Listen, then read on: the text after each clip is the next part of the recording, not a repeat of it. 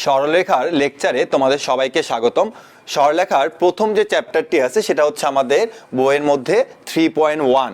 তো এই সরলরেখা 3.1 এর মধ্যে প্রথমে আমরা যে টপিকসটি শিখতে যাব সেটা হচ্ছে কার্তেশীয় সমতল। এই যে কার্তেশীয় সমতল আছে এটা প্রথমত কার মাথা থেকে আইডিয়াটা এসেছিল? তিনি হচ্ছেন গণিতবিদ রেনে দেকার্তে। আর রেনে দেকার্তে এই জিনিসটাকে কিভাবে তিনি উদ্ভব করেছেন সেটা আমরা এখন একটু দেখতে যাব। তিনি প্রথমে একটা সমতল চিন্তা করেছেন। তো তোমরা ধরে নাও যে এই বোর্ডটাই হচ্ছে আমার একটা সমতল। তাহলে এই বোর্ডের মধ্যে তিনি একটা কাজ করেছিলেন, সেটা হচ্ছে যে লম্বভাবে পরস্পরছেদী দুটো সরলরেখা তিনি কল্পনা করেছিলেন। লম্বভাবে পরস্পরছেদী দুটো সরলরেখা তিনি চিন্তা করেছিলেন। সেটা হচ্ছে তোমার এই বরাবর একটা আর এই বরাবর দুটা দেখো লম্বভাবে আছে। আচ্ছা, এখন এই যে তোমার দুটা পরস্পরছেদী যে দুটা তোমার সরলরেখা চিন্তা করেছিলেন, তখন তিনি বললেন ঠিক আছে, এই যে অনুভূমিক বরাবর আমি যে রেখাটা কল্পনা করেছি সেই রেখাটার আমি নাম দিব হচ্ছে এক্স অক্ষ। তো তখন তিনি এটা নাম দিলেন হচ্ছে এক্স অক্ষ। আর উলম্ব বরাবর তিনি যে রেখাটা কল্পনা করেছিলেন তার নাম তিনি দিয়েছিলেন ওয়াই অক্ষ। এরপর তিনি চিন্তা করলেন এই যে রেখা দুটো যে পরস্পরছেদী লম্বভাবে আছে এটা কিন্তু একটা ছেদবিন্দু আছে। দেখো এই যে একটা ছেদবিন্দু, তখন তিনি এই ছেদবিন্দুটার নাম দিলেন হচ্ছে মূল বিন্দু। মূল বিন্দু। তাহলে এক্স অক্ষ, ওয়াই অক্ষ এবং এই যে মূল বিন্দু, এই নামকরণগুলো তিনি করে গেছেন। এরপর তুমি একটু চিন্তা করে দেখো যে আমার এই যে এক্স অক্ষ, ওয়াই অক্ষ, এইগুলোকে কিন্তু তুমি একটা আয়তাকার আকারে চিন্তা করতে পারো। আর এই ছেদবিন্দুটাকে তুমি কি বলতে পারো? মূল বিন্দু বলতে পারো। এরপর তিনি চিন্তা করলেন যে এই সমতলের মধ্যে যদি কোনো একটা বিন্দু থাকে, সেই বিন্দুটা কোথায় থাকতে পারে? ধরো না সেই বিন্দু তোমার এখানে আছে একটা বিন্দু, তো এই বিন্দুটার নাম হচ্ছে হলো পি। তখন তিনি চিন্তা করলেন যে এই পি বিন্দুটার অবস্থানটা আমি কিভাবে নির্ণয় করতে পারি এই তোমার এক্স অক্ষ এবং ওয়াই অক্ষের মাধ্যমে। তখন তিনি ভাবলেন যে আচ্ছা, আমি এই পি বিন্দুর স্থানাঙ্কটা তো এভাবে চিন্তা করতে পারি, বা এই বিন্দুর অবস্থান আমি এভাবে নির্ণয় করতে পারি। সেটা হচ্ছে যে এক্স অক্ষ হতে সে কত দূরে আছে, এক্স অক্ষ হতে কত দূরে আছে এবং ওয়াই অক্ষ হতে সে বিন্দুটা কত দূরে আছে। এবং এটাই এখন আমরা করে থাকি যে সমতলীয় কোনো একটা অবস্থানে বিন্দুকে আমরা যদি আইডেন্টিফাই করতে চাই তাহলে সেটা আমরা অবস্থানটা বের করে থাকি হচ্ছে এক্স অক্ষ হতে সেটা কত দূরে আছে এবং ওয়াই অক্ষ হতে সেটা কত দূরে আছে। এখন আমরা জানবো হচ্ছে কার্তেশীয় স্থানাঙ্ক আসলে কি বোঝায়। তুমি ধরে নাও যে এই যে আমার একটা সমতল আছে, এই কার্তেশীয় সমতলের মধ্যে আমি একটা যে কোনো একটা বিন্দু নিলাম, সেই বিন্দুটার নাম হচ্ছে আমার পি। এখন আমি এই বিন্দু থেকে আমি এক্স অক্ষের উপর একটা লম্ব টান দিব, এই বিন্দু থেকে আমি ওয়াই অক্ষের উপর একটা লম্ব টান দিব। ওকে, তাহলে আমি এক্স অক্ষের উপর একটা লম্ব টান দিলাম এবং ওয়াই অক্ষের উপর একটা লম্ব টান দিলাম। এরপরে আমি এখন একটা কাজ করতে যাচ্ছি, সেটা হচ্ছে আমি এখন এই বিন্দুগুলোর নামকরণ করব। এটার নাম দিলাম হচ্ছে ও, এটার নাম দিলাম হচ্ছে এম, আর এটার নাম দিলাম হচ্ছে কি বলতো এন। তা এখন আমি বললাম আমার যে এই যে ও এম আছে, এই যে দূরত্বটা আছে, এই দূরত্বটার আমি একটা নাম দেবো, সেটা হচ্ছে এক্স। অর্থাৎ ও এম এর আমি দূরত্বের নাম দিলাম এক্স, আর এই যে ও এন আছে এটার আমি নাম দিলাম হচ্ছে কি বলতো ওয়াই। তাহলে আমি এখন বলতে পারি যে আমার ও এম ইকুয়াল টু হচ্ছে কি বলতো এক্স, এটা আমি ধরে নিলাম। একই রকমভাবে আমি এখন বলতে পারি হচ্ছে যে ও এন, এটা মানে আমি ওয়াই ধরে নিলাম। আমরা এখন যাচ্ছি এই যে আমাদের পি বিন্দু আছে, এই পি বিন্দুর অবস্থানটা বের করার জন্য। এখন পি বিন্দুর অবস্থানের জন্য তোমাকে আমি একটা কথা বলেছিলাম, সেটা হচ্ছে যে এক্স অক্ষ হতে সে কত দূরে আছে এবং ওয়াই অক্ষ হতে সে কত দূরে আছে। এখন এক্স অক্ষ হতে এই দূরত্বটাকে কি বোঝাচ্ছে বলতো, যে পিটা কত দূরে আছে। তার মানে এই যে পিএম আছে, এই পিএম বলা যা কথা, এই ও এন বলা কিন্তু একই কথা। তাহলে আমি বললাম যে O N equal to Y equal to কি বলতো পিএম। কেন? কারণ তারা হচ্ছে সমান্তরাল এবং সমান অবস্থায় আছে। একই রকম ভাবে তুমি বলতে পারো যে ভাইয়া পিএন বলা যা কথা, আপনার ও এম বলা কি বলতো একই কথা। তাহলে আমি ও এম ইকুয়াল টু কি লিখতে পারি বলতো পিএন লিখতে পারি। তাহলে এখন আমি ডিরেক্টলি বলতে পারি যে এটা বলতে অ্যাকচুয়ালি আমার ওয়াই বোঝায়, এটা বলতে আমার কি বোঝাবো বলতো এক্স এ বোঝাচ্ছে। তাহলে আমার এই দূরত্ব এবং এই দূরত্বটাই কিন্তু অ্যাকচুয়ালি কি বলতো পি এর অবস্থানটাকে নির্দেশ করতেছে। তাহলে আমি এখানে বললাম হচ্ছে আগে হচ্ছে এক্স হবে, পরে কি বলতো ওয়াই হবে। তাহলে এটাই হচ্ছে আমার কি বলতো ওই পি বিন্দুটার অবস্থান, যেটা আমরা কি বলতো কার্তেশীয় সমতল থেকে বের করেছি, এবং এই জন্য এটার নাম কি বলতো কার্তেশীয় স্থানাঙ্ক। তাহলে কার্তেশীয় স্থানাঙ্ক বলতে আমরা বুঝে নিব যে সেটা ওয়াই অক্ষ হতে কত দূরে আছে এবং সেটা কি বলতো এক্স অক্ষ হতে কত দূরে আছে। এরপর আমরা চলে আসবো হচ্ছে আমাদের পোলার স্থানাঙ্কের মধ্যে। পোলার স্থানাঙ্কের আরেকটা নাম হচ্ছে অক্ষ কৌণিক স্থানাঙ্ক। এখন আমরা পোলার স্থানাঙ্কের সাথে আসলে আমাদের যে এর আগে কার্তেশীয় স্থানাঙ্ক ছিল তার পার্থক্যটা কি। তুমি দেখো যে আমি একই রকম ভাবে সমতলের মধ্যে একটা বিন্দু নিলাম, সেটা হচ্ছিল পি। আর আমার উদ্দেশ্য হচ্ছে যে পি এর অবস্থানটা বের করা। এখন আমি চাচ্ছি কি যে আগের বারের মতো আমি এক্স অক্ষ এবং ওয়াই অক্ষ হতে দূরত্ব বের করে আমি পি এর অবস্থানটা বের করতে যাচ্ছি না। আমি যাচ্ছি অন্য কোনো উপায়ে যাওয়া যায় কিনা বা অন্য কোনো উপায়ে এই পি বিন্দুর অবস্থানটা নির্ণয় করা যায় কিনা। ধরে নাও যে আমি এই জায়গাতে আছি, এটা হচ্ছে আমার অবস্থান, আমি এই নীল পয়েন্টটাতে আছি। এখন আমি এই পি বিন্দুর কাছে আমি পৌঁছাতে যাচ্ছি। তুমি ইচ্ছে করলে এভাবে পৌঁছাতে পারো, সেটা হচ্ছে যে প্রথমে তুমি এক্স অক্ষ বরাবর হাঁটবে, দেন তুমি ওয়াই অক্ষ বরাবর উপরে উঠবে। অর্থাৎ এক্স অক্ষ বরাবর হেঁটে ওয়াই অক্ষ বরাবর উপরে উঠলে তুমি কিন্তু সেটা কি বলতো কার্টেসীয় স্থানাঙ্ক ব্যবস্থার মাধ্যমে তুমি পি বিন্দুর কাছে পৌঁছে যেতে পারবে। কিন্তু আমি চাচ্ছি নতুন অন্য কোনো উপায় আছে কিনা। আমি দেখলাম যেখানে আরেকটা উপায় আছে, সেটা কি আমি যদি সোজা সোজা যদি এইভাবে চলে যেতে পারি তাহলে কিন্তু আমি পি বিন্দুর কাছে পৌঁছে যাব। তাহলে এই যে আমি একদম এই বরাবর স্ট্রেট লাইন সোজা যদি আমি চলে যেতে পারি কোণাকাটি বরাবর, তাহলে আমি যদি পি বিন্দু পেতে পারি, তাহলে আমার এখানে কি কি জিনিস আমার মনে রাখতে হবে। মনে রাখবা যে তোমাকে অবশ্যই অবশ্যই একটা নির্দিষ্ট কোণে যেতে হবে। তুমি যদি এই কোণটা তোমার বড় হয়ে যায়, ধরুন সাপোজ একটু বড় হয়ে গেল তোমার কোণটা, তখন কিন্তু তুমি এই বরাবর হাঁটলে তুমি কিন্তু আর পি বিন্দুটাকে পাচ্ছ না। তার মানে অবশ্যই অবশ্যই তোমার যে থেটা কোণটা হবে সেটা এমনভাবে তোমাকে নিতে হবে যেন তুমি পি বিন্দুর কাছে পৌঁছে যেতে পারো। তার মানে আমি এখানে এতটুকু বলতে পারি যে এক্স অক্ষের সাথে আমি যে একটা নির্দিষ্ট কোণ নিয়ে নিই, তাহলে সেই নির্দিষ্ট কোণের মাধ্যমে আমি পি বিন্দুর কাছে পৌঁছে যেতে পারি। আরেকটু কথা আছে, ধরে নাও যে আমি যেতে যেতে আমি এই পর্যন্ত আমি থেমে গেলাম, এখানে থেমে গেলে কি আমি পিটাকে পাবো খুঁজে? অবশ্যই পাবো না। তাহলে আমাকে কিন্তু অবশ্যই অবশ্যই একদম এই পর্যন্তই আসতে হবে, না হলে কিন্তু আমি পিটাকে পাচ্ছি না। তার মানে আমার নির্দিষ্ট কোণের সাথে অবশ্যই অবশ্যই এই যে দূরত্বটা আছে, ওপি যে দূরত্বটা আছে, এটাও কিন্তু ঠিকঠাক রাখতে হবে। তাহলে এই যে আমার ওপিটা আছে এটাকে আমি বলতেছি কি বলতো আর। তার মানে নির্দিষ্ট কোণ এবং এই যে আর আছে, এই নির্দিষ্ট কোণ এবং আর এই দুটা যদি আমার ঠিকঠাক থাকে তাহলে আমি কিন্তু পি বিন্দুর কাছে পৌঁছে যেতে পারবো। আর পি বিন্দুর কাছে পৌঁছে যেতে পারলে আমি কিন্তু কি বলতো তার অবস্থানটা বের করে ফেলতে পারবো। তাহলে আমি এখন বলতে পারি যে আমি এই পি বিন্দুর জন্য আর একটা নতুন ব্যবস্থা তৈরি করতে পারছি, যার নাম হচ্ছে পোলার স্থানাঙ্কের মাধ্যমে। সেটা হচ্ছে কি, সেটা হচ্ছে আর কমা থেটা। আর বলতে তার দূরত্বটাকে বোঝানো হচ্ছে, আর থেটা বলতে তার কি বলতো কোণটাকে বোঝানো হচ্ছে। এমন তোমার বইয়ের মধ্যে তুমি দেখবা যে এই কোণটাকে তারা কিন্তু ম্যাক্সিমাম সময় তারা রেডিয়ানে দিয়ে থাকে বা অনেক সময় ডিগ্রিতেও দিয়ে থাকে।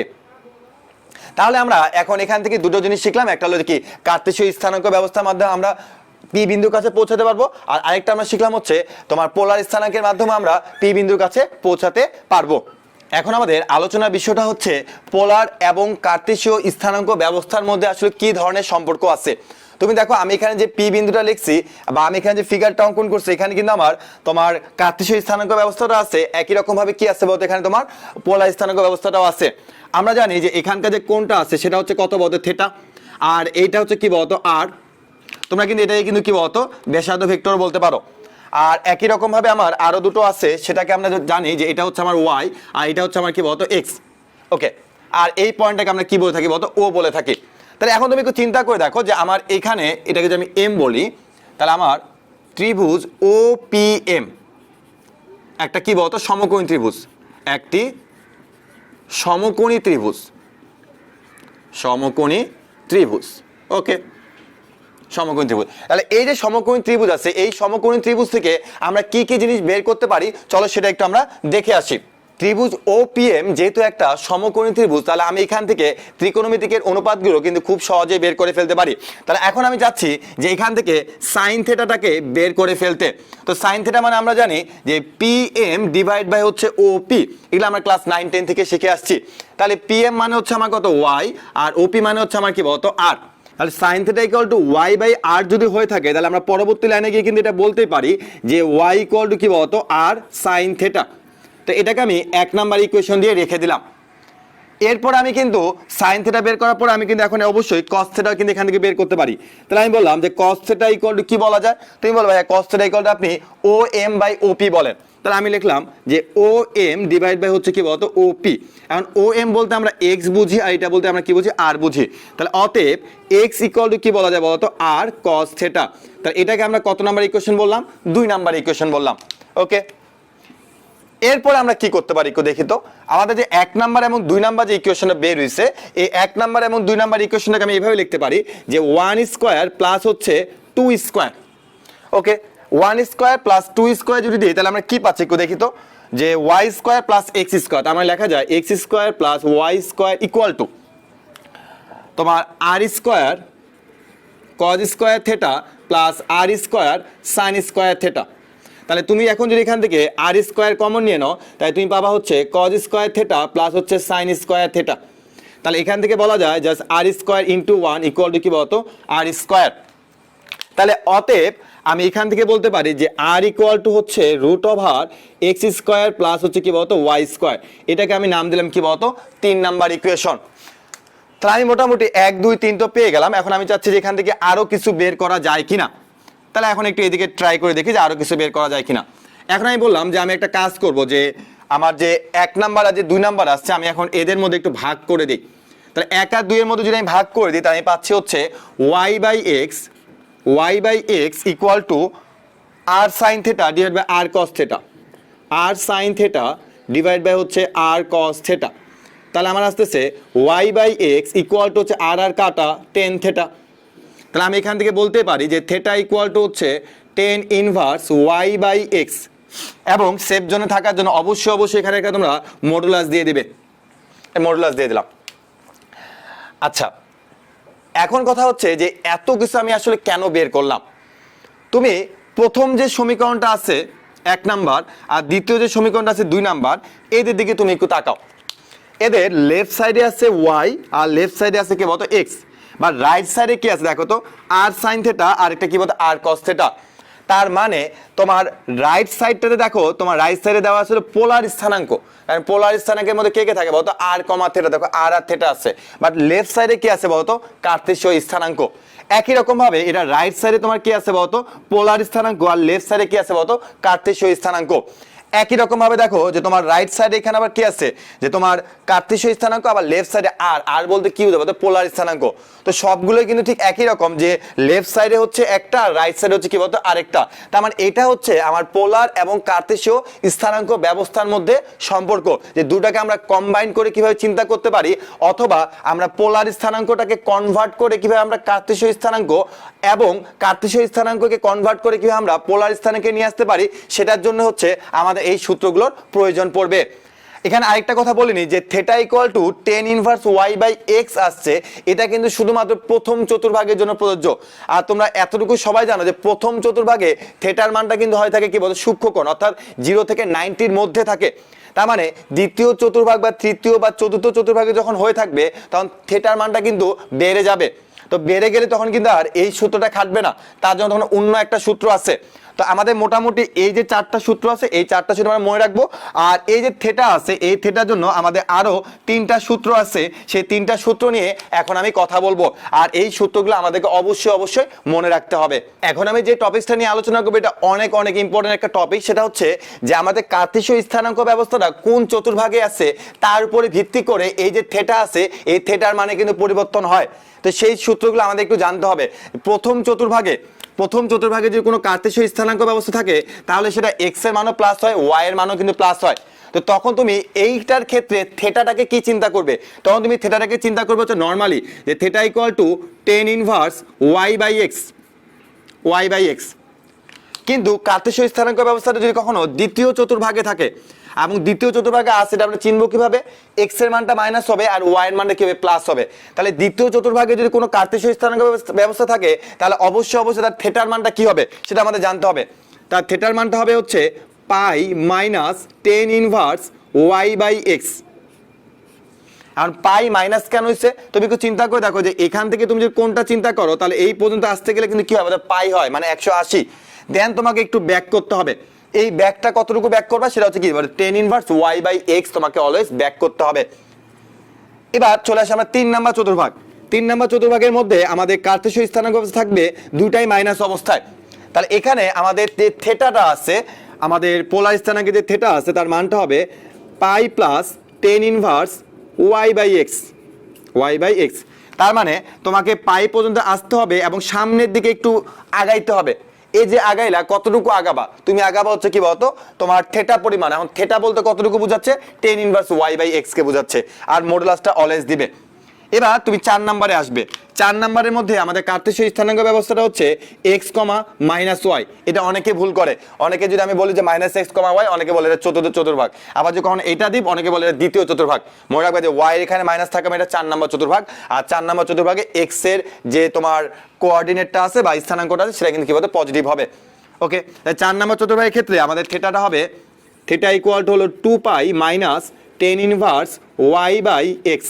ওকে, এখন 2π মানে কি, তোমাকে 2π পর্যন্ত আসতে হবে, দেন তোমাকে ব্যাক করতে হবে, কারণ এখানে আসা মানে 360 ডিগ্রি আসা। তাহলে আশা করি আমাদের এই যে কার্তেশীয় স্থানাঙ্কের উপর ভিত্তি করে আমাদের যে পোলার স্থানাঙ্কের যে থিটাটা আছে এটা যে চেঞ্জ হয়, সেই চেঞ্জটা অবশ্যই তোমাকে মনে রাখতে হবে, কারণ এগুলো কিন্তু আমাদের শুধু কলেজ পরীক্ষাতে না বা আমাদের বোর্ড পরীক্ষাতে না, এগুলো কিন্তু বিভিন্ন ভার্সিটিতে এমসিকিউ আকারে কিন্তু চলে আসে। এবার আমরা চলে আসবো হচ্ছে আমাদের বইয়ের কিছু ম্যাথের মধ্যে। তো আমাদের বইয়ের ম্যাথের মধ্যে আমাদের প্রথম যে টাইপটা পড়বে সেটা হচ্ছে কার্তেশীয় স্থানাঙ্ক থেকে পোলার স্থানাঙ্কে প্রকাশ করা, অর্থাৎ কার্তেশীয় স্থানাঙ্ক তোমাকে কনভার্ট করে নিয়ে আসতে হবে কিসে বলতো, পোলার স্থানাঙ্কের মধ্যে। তুমি একটু চিন্তা করে দেখো যে প্রথমে তোমাকে একটা বিন্দু দিছে, পরে একটা বিন্দু দিছে, সরি একটাই বিন্দু দিছে, কিন্তু প্রথমে তোমাকে কি দিছে, x দিছে, পরে কি দিছে বলতো, y দিছে। তার মানে দেখো প্রত্যেকটাতে কিন্তু x y তোমাকে দেওয়া আছে।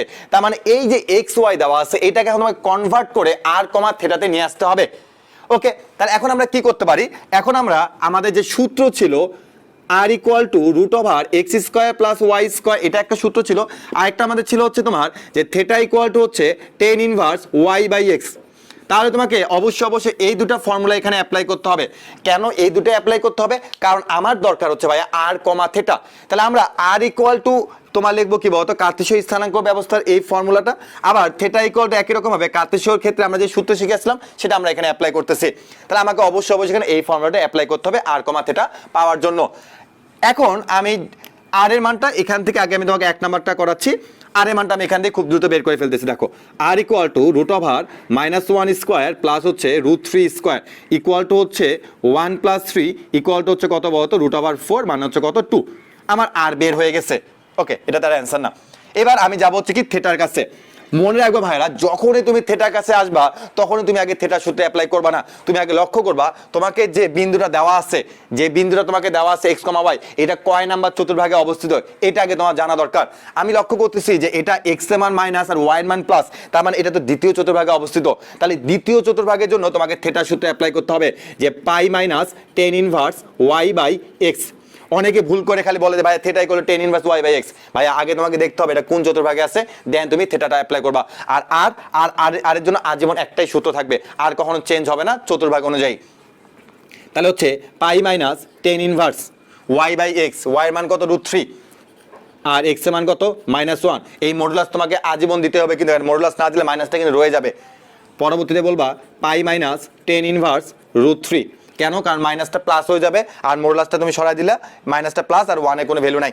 ওকে, এখন তুমি আমাকে বলো যে tan ইনভার্স √3, এই tan ইনভার্স √3 বলতে অ্যাকচুয়ালি কত ডিগ্রি বোঝায়, 60 ডিগ্রি বোঝায়। তাহলে 60 ডিগ্রিকে আমরা কিসে লিখতে পারি বলো তো, রেডিয়ানে লিখলে π/3 লিখতে হবে। এখন আমরা আশা করি সবাই যোগ বিয়োগ করতে পারি, এখানে 3 হবে, 3π - π তার মানে হচ্ছে 2π। তার মানে আমার আরও বের হয়ে গেল, আমার থিটাও বের হয়ে গেল, এবং এটাই হচ্ছে আমার অঙ্কের অ্যান্সার যে 2, 2 π / হচ্ছে 3। তাহলে আশা করি আমাদের যে বাকি ম্যাথগুলো আছে সবাই কিন্তু এগুলো তোমরা করতে পারবে। তো আমি তোমাকে আরেকটু হিন্টস দিয়ে দিই যে 2 নাম্বার যে ম্যাথটা যখন তুমি করবা, আর এর মান তুমি সিম্পলি বলবা যে r ইকুয়াল টু হচ্ছে √x² + y², ক্যালকুলেশন করবা, আর এর মান পেয়ে যাবে, আর নিয়ে কোনো ঝামেলা নাই। যখনই তুমি এটার ক্ষেত্রে থিটাটা বের করতে যাবে অবশ্যই মনে রাখবে যে এটা কয় নাম্বার চতুর্ভাগে, ভাই এটা হচ্ছে আমার 3rd কোয়াড্রেন্টে আছে, অর্থাৎ 3 নাম্বার চতুর্ভাগে আছে। তো যেহেতু এটা আমার 3 নাম্বার চতুর্ভাগে, তখন আমার ফর্মুলাটা কি দাঁড়াবে, তখন আমার থিটার ফর্মুলা দাঁড়াবে হচ্ছে π + tan ইনভার্স y/x, একটা মডুলাস দিয়ে দিব। এটা খতম, নিজেরা করবা বাসায়। 3 নাম্বারে আমি প্রথমে আর এর সূত্র অ্যাপ্লাই করে আমি সোজাসুজি অ্যান্সার বের করে ফেলবো, কোনো ঝামেলা নাই। কিন্তু যখন আমি থিটা বের করতে যাব আমাকে দেখতে হবে এটা কয় নাম্বার চতুর্ভাগ, এটা হচ্ছে 1 নাম্বার চতুর্ভাগ। 1 নাম্বার চতুর্ভাগের সূত্র কি ছিল, tan ইনভার্স y/x, থিটা বের হয়ে যাবে। 4 নাম্বারে যখন তুমি আসবা তুমি দেখবা 4 নাম্বারটা হচ্ছে পুরোপুরি 1 নাম্বারের মতো। কেন, কারণ আমার এইটা আসলে কয় নাম্বার চতুর্ভাগে অবস্থান করে বলতো, 2 নাম্বারে। তো আশা করি আমাদের কার্তেশীয় স্থানাঙ্ক থেকে যখন পোলার স্থানাঙ্কে আমাদেরকে প্রকাশ করতে বলবে, তখন আমরা প্রথমে যে জিনিসটা খেয়াল রাখবো সেটা হচ্ছে যে থিটাটা বের করার সময় অবশ্যই বিন্দুটা কয় নাম্বার চতুর্ভাগ আছে এটা আগে দেখে নেওয়া। পরবর্তী টাইপটি হচ্ছে আমাদের পোলার স্থানাঙ্ক থেকে কার্তেশীয় স্থানাঙ্কের মধ্যে প্রকাশ। তো পোলার স্থানাঙ্ক বলতে তুমি কি জানো যে আর কমা থিটা, তার মানে তোমাকে প্রশ্নের মধ্যে আর কমা থিটা দেওয়া থাকবে, এটাকে কনভার্ট করে তোমাকে এক্স কমা ওয়াই এ নিয়ে আসতে হবে। তাহলে আমার এখানে কোন কোন ধরনের সূত্র অ্যাপ্লাই হতে পারে? আমার এখানে এক্স ইকুয়াল টু দরকার আর ইকুয়াল টু দরকার। তাহলে আমরা শিখে আসছিলাম যে এক্স ইকুয়াল টু হচ্ছে কি আর কস থিটা, আর ওয়াই ইকুয়াল টু কি বলতো আর সাইন থিটা। তাহলে এই দুটো সূত্র দিয়ে কিন্তু আমাদেরকে এখানে সবকিছু কমপ্লিট করতে হবে। আর এখানে মানে তেমন কোনো ঝামেলা নাই, কোন নিয়ে তেমন কোনো ঝামেলা নাই, এখানে যা আছে সিম্পলি তুমি এই সূত্রে অ্যাপ্লাই করে ফেলতে পারবে। তাই চলো প্রথমে আমরা 1 নাম্বার অঙ্কে চলে আসি। 1 নাম্বার তোমাকে বলা আসলো 2,60 ডিগ্রি, তার মানে তোমাকে আর এর মান দেওয়া আসলো 2 আর থিটার মান তোমাকে কি দেওয়া আছে 60 ডিগ্রি। তাহলে আমরা এক্স ইকুয়াল টু বলবো আর কস থিটা, তার মানে 2 cos 60 ডিগ্রি। তাহলে হচ্ছে আমার cos 60 ডিগ্রির মান কত হয়? cos 60 ডিগ্রির মান হচ্ছে হাফ, তার মানে অ্যান্সার হচ্ছে 2। এক্স আমার বের হয়ে গেছে। এবার আমার দরকার কি ওয়াই। ওয়াই ইকুয়াল আমরা কি জানি? ওয়াই ইকুয়াল আমরা জানি হচ্ছে 2 sin 60 ডিগ্রি। কেন? এই যে আর সাইন থিটা, তার মানে কি 2 sin 60 ডিগ্রি। sin 60 ডিগ্রির মান কত হয়? √3/2। ওকে, এটা তো 1 হবে। তাহলে আমার এখান থেকে এক্স কমা ওয়াই কত আছে? আমার এক্স কমা ওয়াই আছে 1 √3। এবং মজার ব্যাপার হচ্ছে এটাই হচ্ছে আমার অঙ্কের অ্যান্সার। ওকে, আমরা আরেকটা অঙ্ক খুব দ্রুত করে ফেলি, 2 নাম্বারটা। তো 2 নাম্বার ম্যাথের মধ্যে আমাকে কি দেওয়া আছে? 4,π/3। তার মানে আমাকে ডিগ্রিও দেওয়া থাকতে পারে, রেডিয়ানও দেওয়া থাকতে পারে, ভয় পাওয়ার কোনো কারণ নাই। তাহলে এক্স ইকুয়াল হচ্ছে আমার কি আর কস থিটা, এটা হচ্ছে আমার আর, আর এটা হচ্ছে আমার থিটা। তাহলে আর কস থিটা আমি কি বলবো? 4cos π/3। এখন cos π/3 বলতে অ্যাকচুয়ালি কি cos 60 ডিগ্রিকে এখানে বোঝাচ্ছে, আর cos 60 ডিগ্রি মান হচ্ছে কত? হাফ। তাহলে আমার এখানে হচ্ছে কত? 2। আর ওয়াই ইকুয়াল হচ্ছে তোমার কি আর সাইন থিটা, আর সাইন থিটা। একই রকম ভাবে যদি বলি যে আর সাইন π/3 মানে 60 ডিগ্রি মানটা কত হয়? একটু আগে আমরা শিখছি √3/2, √3/2। তাহলে কাটাকাটি করলে হচ্ছে কত বলতো? 2√3। তাহলে আমার এক্স আর ওয়াই এর মানটা কত বেরিয়েছে বলতো? 2,2,2√3। তাহলে আশা করি যে 1 আর 2 যদি তোমরা বুঝে ফেলতে পারো তাহলে 3 আর 4 নিজ দায়িত্বে বাসায় করে ফেলতে পারবে। আমাদের এখনকার টপিকসটার নাম হচ্ছে পোলার সমীকরণে প্রকাশ করো। অর্থাৎ তোমাকে এখানে যে সমীকরণটা দেওয়া থাকবে প্রশ্নের মধ্যে সেটা হচ্ছে কার্তেশীয় সমীকরণ, তোমাকে নিয়ে আসতে হবে কি পোলার সমীকরণে। অর্থাৎ এখানে তোমার এক্স ওয়াই আছে, এক্স ওয়াই থাকা মানে আমরা জানছিলাম কি বলতো কার্তেশীয় স্থানাঙ্ক বুঝছিলাম। তাহলে এখন আমাদের এই যে এক্স ওয়াই আছে এটাকে যেভাবে ভ্যানিশ করে আমাদের এখানে আর কমা থিটাকে নিয়ে আসতে হবে। আরেকটা যে মনে রাখবে এখানে এ বলতে কিন্তু বৃত্তের ব্যাসার্ধ বোঝাচ্ছে, তার মানে এর উপর কিন্তু কোনো ধরনের প্রভাব নাও পড়তে পারে। তাহলে চলো আমরা চলে আসি হচ্ছে প্রথম 1 নাম্বার ম্যাথের মধ্যে। 1 নাম্বার ম্যাথের মধ্যে আমরা দেখতে পাচ্ছি কি যে x² + y² = a²। তো আমরা কিন্তু জানি যে x ইকুয়াল হচ্ছে r cos থিটা আর y ইকুয়াল কি বলতো r sin থিটা। তাই চলো আমরা সেটা এখানে আগে বসিয়ে দেই x²। তাহলে আমরা যদি এখন x² করি তাহলে আমরা পাবো কি বলতো direct r² cos² theta plus r² sin² theta. আর a² কে কোনো কিছু তুমি লিখতে পারবে না, তার মানে x² মানে তুমি কি লিখবে? r² cos² থিটা আর y² মানে কি r² sin² থিটা ইকুয়াল হচ্ছে a²। পরবর্তী লাইনে গিয়ে তুমি r² কমন নিয়ে নাও, cos² থিটা প্লাস হচ্ছে sin² থিটা ইকুয়াল হচ্ছে কি a²। এখন তুমি আমাকে বলো যে cos² theta plus sin² theta মানে কত হয়? 1 হয়। তাহলে আমরা লিখবো হচ্ছে r² × 1 ইকুয়াল হচ্ছে a²। লাস্ট লাইনে গিয়ে বলবো r ইকুয়াল হচ্ছে a, এবং এটাই হচ্ছে আমার অঙ্কের অ্যান্সার। কেন? কারণ তুমি দেখো যে এখানে কিন্তু কোনো x y এরকম কোনো কিছু পাবে না, এখানে শুধু তুমি কি পাচ্ছ? r পাচ্ছ। থিটা থাকলে থাকবে, না থাকলে নাই, কোনো সমস্যা নাই। বাট এটাই হচ্ছে আমার কি বলতো আমার পোলার সমীকরণ। 2 নাম্বারে যদি আমি চলে আসি তাহলে 2 নাম্বারে আমি দেখতে পাচ্ছি x² - a² equal to a²। পুরো জিনিসটা সেম থাকবে, খালি এখানে একটা মাইনাস চলে আসবে। তাই চলো লিখে ফেলি r² cos² theta minus r² sin² theta equal to হচ্ছে কি বলতো a²। এখন আগের বারের মতো r² কমন নিয়ে নাও, cos² theta minus sin² theta equal to চলে a²। এখন তোমরা বলতে পারবা যে ভাই r² থিটা মানে cos² থিটা মানে sin² থিটার সূত্র কি? এটার সূত্র কিন্তু আমরা লিমিটের মধ্যে শিখে এসেছিলাম, এটা মানে হচ্ছে cos 2 থিটা। তাহলে r² cos 2 থিটা ইকুয়াল হচ্ছে কি বলতো a²। এবং তুমি এটাকে অ্যান্সার বলে দাও, যা আসছে তাই হচ্ছে অঙ্কের অ্যান্সার। তাহলে আশা করা যায় যে আমাদের 1 আর 2 আমরা মোটামুটি সবাই বুঝে ফেলতে পারছি। এখন আমরা আসবো হচ্ছে 3 নাম্বার ম্যাথের মধ্যে। 3 নাম্বার ম্যাথটা যে এতটা কঠিন তা না, বাট দেখতে একটু ভয়ঙ্কর মনে হতে পারে। তাই চলো আমরা চলে আসলে 3 নাম্বার ম্যাথে। 3 নাম্বার ম্যাথের মধ্যে তুমি লক্ষ্য করো যে তোমাকে বলা আছে x² মানে কি লিখবে? r² cos² থিটা, y² মানে কি r² sin² theta whole square আগের মতোই আছে 2a², এটাতে কোনো প্রভাব পড়বে না। আর x মানে আমরা লিখবো কি r cos থিটা, y মানে কি লিখবো? r sin theta. ওকে, এখন আমরা পরবর্তী লাইনে গিয়ে r² এখান থেকে কমন নিলে পাবো হচ্ছে cos² থিটা প্লাস হচ্ছে sin² theta whole square equal হচ্ছে 2a² r² cos theta sine theta. তাহলে এই জিনিসটাকে আমি চাচ্ছি একটু সাজায় লিখতে। এখন কীভাবে সাজায় লেখা যায় ভাইয়া? এটাকে এভাবে লেখা যায়, দেখো এ square r square 2 sine theta into হচ্ছে কস থেটা। ভাইয়া এভাবে লিখলেন কেন? এখনই বুঝতে পারবে। এ স্কোয়ার মতো আছে, আর গুণ করলে হয় আর স্কোয়ার, 2টাকে আমি এখানে নিয়ে গেছি, কোনো ধরনের এখানে কোনো সমস্যা হবে না।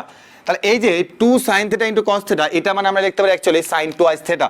এই জন্য আমি এখানে এই কাজটা করছি। তাহলে আর স্কোয়ার ইন্টু হচ্ছে 1, তারপর তো হোল স্কোয়ার থাকবেই, তারপরে যে হোল স্কোয়ার দিয়ে দিলাম equal to a square r square sine twice theta. আর পরবর্তী লাইনে গিয়ে তুমি বুঝতে পারতেছো যে আমাদের এখানে একটা আর স্কোয়ার, এখানে কি বলতো আর টু দি পাওয়ার 4 আছে। তাহলে পরবর্তী লাইনে গিয়ে তুমি এটা বলতে পারো যে আমাদের আর স্কোয়ার ইকুয়াল টু হচ্ছে এ স্কোয়ার সাইন 2 থেটা। কি হয়েছে? আর স্কোয়ার একটা একটা ভ্যানিশ হয়ে গেছে। তাহলে আমার এখানে যা পড়ে আছে সেটাই তোমার কি বলতো পোলার সমীকরণ। কারণ এই সমীকরণের মধ্যে কোনো এক্স নাই, কোনো ওয়াই নাই, শুধুমাত্র আছে কি বলতো আর থেটা। আর এখানে এখানে কোনো সমস্যা করবে না। তাই 4 এর মধ্যে আছে কার্তেশীয় সমীকরণ প্রকাশ করো। অর্থাৎ তোমাকে এখানে যে সমীকরণ দেওয়া আছে এটা একটা পোলার সমীকরণ। এখান থেকে আর থেটাকে যেভাবে ভ্যানিশ করে তুমি অবশ্যই এখান থেকে তুমি কি নিয়ে আসবা? এক্স আর ওয়াই কে নিয়ে আসবা। তাহলে চলো আমরা প্রথমে চলে আসি হচ্ছে আমাদের 1 নাম্বার ম্যাথের মধ্যে। তো 1 নাম্বার ম্যাথটাই আমাদের একটু বড় হবে আর বাকিগুলো একদমই ছোট।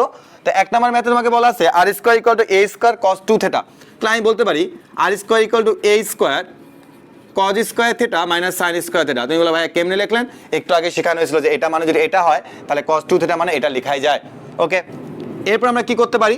এরপর আমি বললাম যে আমি এখানে আরও একটা আর স্কোয়ার নিয়ে নিব, আরও একটা আর স্কোয়ার নিয়ে নিব। কেন নিব তা একটু পরে বুঝতে পারবে।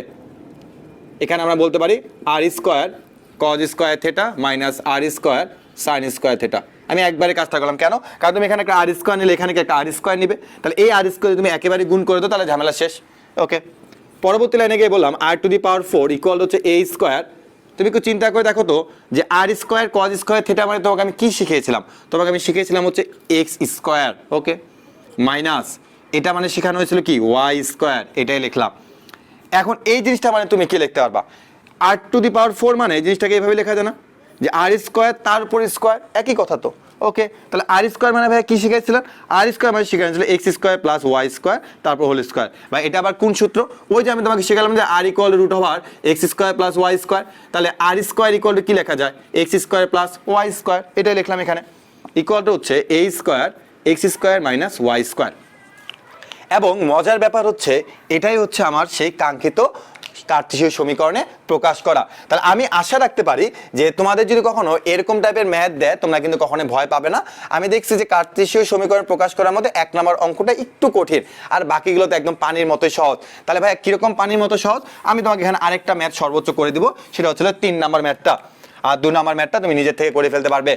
তো দেখো 3 নম্বর ম্যাথের মধ্যে তোমাকে কি বলা হয়েছে? তোমাকে বলা হয়েছে r equal to a sine theta. এখন আর ইকুয়াল যদি এ সাইন থেটা বলেই দিছে, তাহলে আমার এই যে সাইন থেটা, তুমি দেখো যে x equal to r cos theta আর ওয়াই ইকুয়াল টু হচ্ছে আর সাইন থেটা। কিন্তু সাইন থেটার সাথে কিন্তু অলওয়েজ আর থাকেই, আবার কস থেটার সাথে অলওয়েজ কে থাকে বলতো? আর থাকে। এই জন্য কিন্তু আমি এখানে এই কাজটা করছিলাম যে কজ স্কোয়ার থেটার সাথে একটা আর স্কোয়ার নিছিলাম আর সাইন স্কোয়ার থেকে একটা আর স্কোয়ার নিছিলাম। বাট আমার এখানে শুধু সাইন থেটা, তাহলে কি আমার কি আর স্কোয়ার দরকার নাকি অনলি আর দরকার? শুধু আর দরকার। তাহলে আমি একটা কাজ করি যে আমি উভয় পক্ষে আর দিয়ে গুণ করে দিব, আর সাইন থেটা। তাহলে আমি পরবর্তী লাইনে লিখবো আর স্কোয়ার ইকুয়াল হচ্ছে এ আর সাইন থেটা মানে আমি কি লিখবো তো? ওয়াই লিখে ফেললাম। এখন আর স্কোয়ার মানে আমি একটু আগে শিখালাম যে আর স্কোয়ার মানে হচ্ছে x square plus y square. তাহলে আমি লিখে ফেলি এক্স স্কোয়ার প্লাস হচ্ছে ওয়াই স্কোয়ার, পুরোটা মানে হচ্ছে এটা ইকুয়াল হচ্ছে কি বলতো? এ ওয়াই। এখন তুমি শেষ গিয়ে বলতে পারো ভাই এক্স স্কোয়ার ইকুয়াল হচ্ছে A Y minus y square. তো তুমি যদি বলো ভাই আপনি এখান থেকে কমন নিয়ে নেন, যে ওয়াই কমন নিয়ে নেন, নিতে পারো। ওয়াই কমন নিলে হবে তোমার এ মাইনাস ওয়াই, এবং এটাই তোমার কি বলতো কার্তেশীয় সমীকরণে প্রকাশ করা। তাহলে আমি যাচ্ছি এই যে 2 নম্বর ম্যাথটা আছে, এই 2 নম্বর ম্যাথটা তোমরা নিজ দায়িত্বে বাসায় করে ফেলবে। আমাদের পরবর্তী টপিকটা হচ্ছে যে দুটো বিন্দুর মধ্যবর্তী দূরত্ব নির্ণয়। এই যে দুটি বিন্দুর মধ্যবর্তী দূরত্ব, এটা কিন্তু আমরা ক্লাস 9-10 কিন্তু স্থানাঙ্ক জ্যামিতির মধ্যে শিখে এসেছিলাম, এবং আমাদের এখানে ইন্টারমিডিয়েট এই চ্যাপ্টারের মধ্যে কিন্তু এই টপিকসটা আছে। তো আমি এখানে কোনো ধরনের প্রমাণে যাব না, কোনো কিছুতে যাব না। আমি এখানে তোমাকে নর্মালি বলতেছি, ধরে নাও যে তোমার এখানে একটা বিন্দু আছে আর এখানে একটা বিন্দু আছে। এই বিন্দুটার স্থানাঙ্ক হচ্ছে x1 y1, এটা কিন্তু অবশ্যই একটা কার্তেশীয় স্থানাঙ্ক। আর বি বিন্দুটা তোমার স্থানাঙ্ক হচ্ছে কি x2 y2, এটা কিন্তু একটা কি বলতো কার্তেশীয় স্থানাঙ্ক। তাহলে আমার এই যে এ বিন্দু আর বি বিন্দু আছে, এদের যে মধ্যবর্তী যে একটা দূরত্ব আছে, এই মধ্যবর্তী দূরত্বটা আমরা বের করতে পারি কিনা? হ্যাঁ, অবশ্যই আমরা বের করতে পারি। তাহলে তার সূত্র কি? সূত্র হচ্ছে যে এ বি এর দূরত্ব, বা এবি রেখার দূরত্ব তুমি যাই বলো না কেন, রুট ওভার দিব আমরা। তুমি যে কোনো একটা বিন্দুকে তুমি আগে লিখবা, এটা তোমার ইচ্ছা। আমি যাচ্ছি আগে x2 কে লিখতে, আমি বললাম x2 মাইনাস x1, অর্থাৎ ভুজদ্বয়ের পার্থক্য, তারপর একটা স্কোয়ার করে দিবে, এখানে একটা ফর্মুলা প্লাস আজীবন দিয়ে দিবে, এরপর তুমি বলবে কোটিদ্বয়ের অন্তর, তারপর হচ্ছে স্কোয়ার। তুমি যদি বলো ভাইয়া আমি আগে x1 মাইনাস x2 লিখবো, লিখতে পারো, তাহলে তুমি এখানে বলো y1 মাইনাস y2, এটা পুরোপুরি তোমার উপর ডিপেন্ড করবে। এখন এখান থেকে যা আসবে সেটা অবশ্যই একটা কি মান বলতো, পজিটিভ মান আসবে। আর কেন পজিটিভ মান? কারণ ভাইয়া দূরত্ব কিন্তু কখনো কি হতে পারে না বলতো, নেগেটিভ বা ঋণাত্মক হতে পারে না। তার মানে আমাদের যদি কখনো দুটো বিন্দুর মধ্যবর্তী দূরত্ব বের করতে বলে, তাহলে আমরা অবশ্যই এই ফর্মুলাটা অ্যাপ্লাই করবো, ছোট বাচ্চাদের একটা ফর্মুলা। শুধু কিন্তু এটা দূরত্বকে বোঝায় না, তোমার ধরে নাও যে একটা সামান্তরিক, একটা আয়তক্ষেত্র, একটা রম্বস, যাই হোক না কেন, তাদের যে বাহুগুলো আছে, এই বাহুগুলোর দূরত্ব কিন্তু মাঝে মধ্যে বের করতে হয়, অর্থাৎ বাহুগুলোর দৈর্ঘ্য। এই বাহুগুলোর দৈর্ঘ্য বের করার জন্য তোমাকে কিন্তু এই সূত্রটা অ্যাপ্লাই করতে হবে। একই রকম ভাবে তোমার যে আয়তক্ষেত্রের ডায়াগোনাল মানে কর্ণ আছে, রম্বসের যে কর্ণ আছে, এই কর্ণগুলো বা ডায়াগোনালগুলো বের করার জন্য তোমাকে কিন্তু এই দূরত্বের ফর্মুলা অ্যাপ্লাই করতে হবে। তার মানে বাহু বলো, বাহুর দৈর্ঘ্য বলো, বা তোমার দূরত্ব বলো, এই সংক্রান্ত যে অঙ্কগুলো আছে আমাদের, এগুলোর জন্য কিন্তু অবশ্যই আমাদের দুই বিন্দুর মধ্যবর্তী দূরত্ব বা ডিস্টেন্স যেটা, সেটা কিন্তু আমরা এই সূত্র দিয়ে খুব সহজেই বের করে ফেলতে পারি। এই দূরত্ব সংক্রান্ত তিনটা ম্যাথ নিয়ে আমি চলে এলাম। তো প্রথম যে ম্যাথটি তোমাকে বলা হয়েছে যে 4,-7 এবং -1, 5, তো চলো আমরা এই যে দুটা বিন্দু আছে এদের আমরা দূরত্বটা বের করে ফেলি। তো প্রথমে আমি এটার নাম দিলাম হচ্ছে এ, আর এটার নাম দিলাম হচ্ছে কি বলতে বি। তাহলে এ বি এর দূরত্ব, এ বি এ দূরত্ব। তুমি যদি বলো ভাই আমি এ বি দেবো না, আমার এ বি ভালো লাগে না, তুমি দাও এম এন দাও, যা খুশি তাই দাও, কোনো সমস্যা নাই। Root over x2 minus x1 whole square, x2 minus x1 whole square plus y2 minus y1 whole square. এখানে কিন্তু আমাদেরকে অবশ্যই মাইনাস আর প্লাসের দিকে মনে রাখতে হবে, কারণ এখানে একটা মাইনাস আছে আর আমার এখানে একটা মাইনাস ছিল, তাহলে মাইনাসের মাইনাসে কি হয়ে গেছে বলতে প্লাস হয়ে গেছে। এই জিনিসগুলো কিন্তু দেখে কিন্তু তাকাতে হবে। তাহলে এখানে -1 আর -4 যোগ করলে হয় -5, তাহলে -5 এর উপর স্কোয়ার করলে হয় কত বলতে 25, একবারে করে ফেলো। 7 আর 5 যোগ করলে কত হয়? 7 আর 5 যোগ করলে ভাই হয় 12। তাহলে এই 12কে তুমি যখন স্কোয়ার করো তুমি পাবা কত? 144। তাই তুমি এখান থেকে পাচ্ছ হচ্ছে √169, তার মানে কত 13, এবং এটাই হচ্ছে আমার অঙ্কের অ্যান্সার। ওকে, আমি এখন এখানে আরেকটা অঙ্ক করে দিব, আর 3 নাম্বার তোমরা নিজেরা করো বাসায়। এটা হচ্ছে ডু মানে হচ্ছে হোমওয়ার্ক, আর 2 নাম্বারটা একটু বুঝে নাও। 2 নাম্বারের ক্ষেত্রেও আমি একই রকম ভাবে বলবো যে প্রথমটা হচ্ছে আমার এ আর পরেরটা হচ্ছে আমার কি বলতো বি। তাহলে এখন আমি এ বি দিয়ে করে ফেলি, যে a minus b whole square বলতে পারো, তুমি b minus a whole square বলতে পারো, তোমার ইচ্ছা। তাই আমি বললাম যে x1 minus x2 whole square. তুমি যদি বলো ভাই আমি x2 মাইনাস x1 করবো, করো, কোনো সমস্যা নেই, plus y1 minus y2, y1 minus y2, কারণ কি মাইনাস মাইনাসে প্লাস হয়ে যাবে। ওকে, এরপরে অনেক এখানে দিশেহারা হয়ে পড়ে যে এখানে কি হবে এরপরে। তুমি একটু ঠান্ডা মাথায় চিন্তা করলে বুঝতে পারবা, এখানে তো a মাইনাস বি হোল স্কোয়ারে হবে, এখানেও a মাইনাস বি হোল স্কোয়ারে হবে। আমি ভাই কেমনি আবার আপনার এখানে মাইনাস থেকে এখানে মাইনাস চলে গেলো। তুমি একটু চিন্তা করো যে এই জায়গাটাকে যে আমি এখানে মাইনাস কমন নিয়ে নিই, মাইনাস যদি আমি কমন নিয়ে নিই তাহলে আমি কী পাবো বলো তো? মাইনাস কমন নিয়ে আমি পাচ্ছি হচ্ছে এ মাইনাস বি, তাই না? এ মাইনাস বি পাচ্ছি। ওকে, মাইনাস কমন নিলে আমি এ মাইনাস বি পাচ্ছি। ওকে, তারপর একটা কি আছে? স্কোয়ার আছে। তাহলে এই যে মাইনাসের উপর যে একটা স্কোয়ার আছে, অ্যাকচুয়ালি সেটা কি হয়ে গেছে বলতে প্লাস হয়ে গেছে। তার মানে আমার একটা মাইনাস কমন নেওয়ার পরেও স্কোয়ারের কারণে সেটা হয়ে গেছে প্লাস। তার মানে আমার এখানে অ্যাকচুয়ালি কি থাকবে? প্লাসে থাকতেছে এ মাইনাস বি হোল স্কোয়ার থাকতেছে। ওকে, তাহলে আমি পরবর্তী লাইনে গিয়ে বলতে পারি হচ্ছে 2a minus b whole square. Okay, এরপরে আমি শেষ লাইনে গিয়ে বলতে পারি হচ্ছে √2a মাইনাস বি। কেন? কারণটা হচ্ছে √2 তো √2 থাকবে, বাট a মাইনাস বি এর উপরে √ওভার আছে, আবার স্কোয়ার আছে, কাটাকাটি হলে অনলি কে থাকতেছে? a মাইনাস বি থাকতেছে। তাহলে আমি আশা রাখতে পারি এই যে আমাদের যে 3 নাম্বার ম্যাথটা আছে, এই 3 নাম্বার ম্যাথটা তুমি বাসায় খুব সহজেই সমাধান করে ফেলতে পারবে। আমাদের পরবর্তী টপিকসটা হচ্ছে বিন্দু হতে অক্ষের দূরত্ব সম্পর্কিত সমস্যাবলী। তো আমাদের এখানে বেশ কিছু ইনফরমেশন জানা লাগবে, যে ইনফরমেশনগুলো আমি তোমাকে আগে দিয়ে এসেছি, বাট আমি তোমাকে তাও একটু আবার মনে করিয়ে দিচ্ছি। তুমি একটু চিন্তা করে দেখো যে তোমার ধরে নাও এখানে একটা বিন্দু আছে, পি একটা বিন্দু আছে। আমি যদি তোমাকে কখনো বলি যে এক্স অক্ষ হতে, ভালো মতো বুঝে নাও, এক্স অক্ষ হতে পি বিন্দু দূরত্ব কত? এক্স অক্ষ হতে পি বিন্দু দূরত্ব কত? তুমি আমাকে অবশ্যই বলবা ভাইয়া এক্স অক্ষ হতে পি বিন্দু দূরত্ব বলতে অ্যাকচুয়ালি এটাকে বোঝাচ্ছে, তার মানে এটা বলতে কিন্তু অ্যাকচুয়ালি ওয়াই এর দূরত্বটাকে বোঝানো হচ্ছে। আবারও আমি যদি তোমাকে কখনো বলি যে ওয়াই অক্ষ হতে পি বিন্দু দূরত্ব কত, তখন তুমি আমাকে বলো ভাইয়া ওয়াই অক্ষ হতে পি বিন্দু দূরত্ব বলতে অ্যাকচুয়ালি এক্স এর যে দূরত্বটা আছে সেটাই কিন্তু এখানে বোঝানো হচ্ছে। তার মানে আমার স্থানাঙ্ক যদি কখনো 2,3 হয়, তাহলে তোমাকে যদি কখনো প্রশ্ন বলা হয় এক্স অক্ষ হতে পি বিন্দু দূরত্ব কত, তখন তুমি বলবা যে ভাইয়া এটা তার কোটির সমান, মানে কি 3 এর সমান। এবং এখানে অবশ্যই একটা মডুলাস দিবে। কেন? কারণ যদি এই 3টা কোনো মাইনাস আকারে চলে আসে তখন তুমি কিন্তু বলতে পারো না ভাইয়া দূরত্ব -3, এটা বলা যাবে না, তখন বলতে হবে কি +3। এই জন্য তোমাকে মডুলাস ইউজ করতে হবে।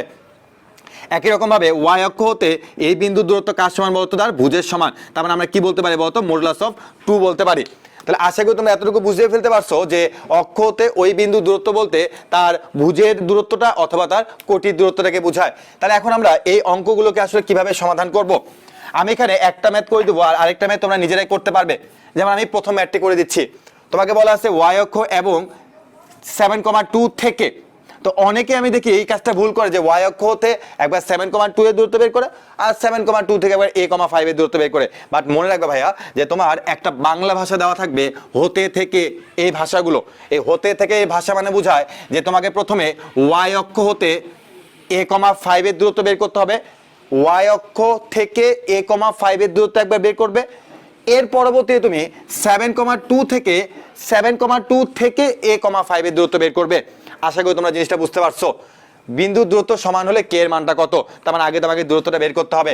তাহলে ওয়াই অক্ষ হতে a,5 এর দূরত্ব, ওয়াই অক্ষ হতে a,5 এর দূরত্ব ইকুয়াল টু হচ্ছে তোমার মডুলাস অফ এ। লাইনটা কি বুঝতে পেরেছো? কারণটা হচ্ছে ওয়াই অক্ষ হতে বলতে এটা বোঝানো হচ্ছে এটা থেকে যদি একটা বিন্দু আমি দূরত্ব বের করতে চাই অবশ্যই তার কি ভুজের সমান হয়ে থাকে। এই জন্য আমি কি লিখে দিচ্ছি বলতো? মডুলাস অফ এ লিখে দিচ্ছি। ওকে, এর পরবর্তীতে হচ্ছে আমাদের 7,2 থেকে a,5 এর দূরত্ব। এখানে কিন্তু তোমাকে ডিরেক্ট দুই বিন্দুর মধ্যবর্তী দূরত্বের ফর্মুলা অ্যাপ্লাই করতে হবে। সেটা কি? a-7 whole square plus 5 - 2 whole square. এখন পরবর্তী লাইনে আমি একটু কাজ করতে পারি যে ভাইয়া এখান থেকে আপনি লিখতে পারেন a স্কোয়ার -14y প্লাস 49, আর এখান থেকে আসবে আপনার 3 এর উপর স্কোয়ার করলে কত আসবে? +9 আসবে।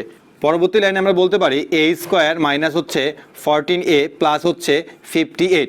এখন তোমাকে এই প্রশ্নে বলা আছে যে এই দূরত্বটা যদি পরস্পর যদি সমান হয়ে থাকে, দূরত্বগুলো যদি সমান হয়ে থাকে তাহলে আমরা বলবো হচ্ছে modulus of a √a square minus হচ্ছে 14a প্লাস হচ্ছে কত? 58। তাহলে এখন আমি এখানে কি করতে পারি? সর্বোচ্চ স্কোয়ার করতে পারি। তাহলে স্কোয়ার করে দিলে আমার √টা চলে যাচ্ছে, √, চলে গেল। ওকে, এরপর আমার a স্কোয়ার কাটাকাটি থাকতেছে কত? 14a ইকুয়াল টু কত? 58। তাহলে অতএব a ইকুয়াল টু কত? 29, মানে কত? 58 বাই হচ্ছে 14, তার মানে 29/7। এবং এটাই হচ্ছে আমার কি বলতো অঙ্কের অ্যান্সার। কারণ আমাকে তারা বলেছিল যে বিন্দুটার দূরত্ব সমান হলে a এর মানটা কত হবে। তাহলে আমি আশা রাখতে পারি যে এই যে আমাদের যে 2 নম্বর ম্যাথটা আছে, এই 2 নম্বর ম্যাথটা তুমি একই রকম ভাবে করবে, খালি এখানে পার্থক্য হচ্ছে যে এখানে y অক্ষ ছিল, এখানে x অক্ষ। আমরা কিন্তু জানি যে x অক্ষ হতে যদি এই বিন্দু দূরত্ব হয় তাহলে তার কি বলতো কোটির সমান হবে। ওকে, আর -5, -7 থেকে এই বিন্দু দূরত্ব মানে কি দুই বিন্দু মধ্যবর্তী দূরত্বের ফর্মুলা দিয়ে তোমাকে সমাধান করে ফেলতে হবে। এবং এই অঙ্কগুলো কিন্তু আমাদের শুধুমাত্র রিটেনে না, আমাদের কিন্তু মাঝে মধ্যে এমসিকিউতে চলে আসতে পারে। তো এমসিকিউতে কোনো শর্টকাট নাই, তোমাকে এই নিয়মে আগাতে হবে। আমাদের পরবর্তী যে টাইপটি সেটা হচ্ছে যে বিন্দুর ভুজ কোটি অথবা স্থানাঙ্ক নির্ণয় করা সংক্রান্ত। অর্থাৎ তোমাকে তারা কোনো একটা বিন্দুর অনলি ভুজ বের করতে বলতে পারে, শুধুমাত্র কোটি বের করতে বলতে পারে, অথবা তোমাকে পুরো স্থানাঙ্ক করে তারা তোমাকে বের করতে বলতে পারে। এখন সেই টাইপটা নিয়ে আমি এখানে আলোচনা করতেছি। তোমাকে তারা এখানে বলে দিচ্ছে যে কোনো একটা বিন্দুর কোটি, অর্থাৎ ওয়াই তোমাকে বলা আসলে 6 এবং বলা আছে 5,6 বিন্দু হতে বিন্দুটির দূরত্ব তোমাকে তারা দিয়ে দিচ্ছে ডিস্টেন্স 4। এই বিন্দুটা ভুজ, অর্থাৎ তোমাকে এক্স বের করতে বলা হচ্ছে। তাহলে আমি প্রথমে ধরে নিলাম যে ধরি আমার যে বিন্দুটার ভুজ, সেই ভুজটাকে আমি আলফা ধরে নিলাম, আর আমাকে তো কোটি আগে থেকে দেওয়া আছে, কোটি কত? 6।